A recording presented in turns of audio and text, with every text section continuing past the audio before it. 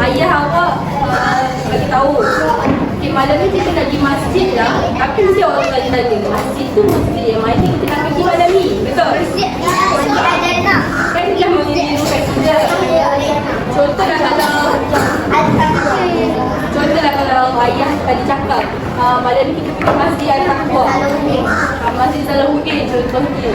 Jadinya awak dah tahu masjid Al-Taqwa, masjid Salahuddin tu yang awak kena pergi malam ni.